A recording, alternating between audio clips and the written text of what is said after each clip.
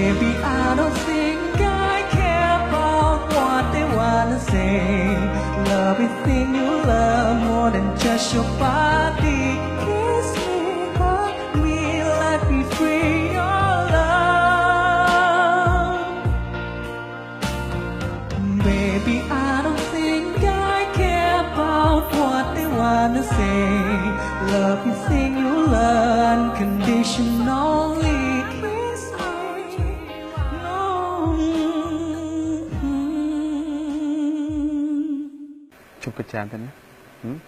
đưa cái lòng phật tới cho tôi chuyện được tất cả thì cho.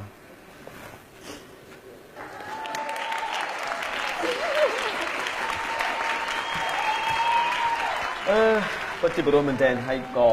និយាយទៅស្ដាប់រឿងមិញហើយក៏មានអារម្មណ៍ថាតឹងទ្រូងដែរហើយឥឡូវខ្ញុំគ្រាន់តែនិយាយទេប៉ុន្តែមិនទាន់ដឹងថាតើថេណាមានការបកស្រាយយ៉ាងណាដែរចំពោះបទចម្រៀងមួយបទនេះ បាទសម្រាប់ជំនាញមួយបទនេះ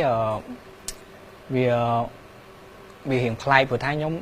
ប្រុសតែទៅច្រៀងទៅជាស្រី ហ្នឹងហើយកម្រជួបសម្បីតបទពីដើមក៏កម្រមនុស្សប្រុសបកស្រាយរឿងមនុស្សស្រីដែរសំខាន់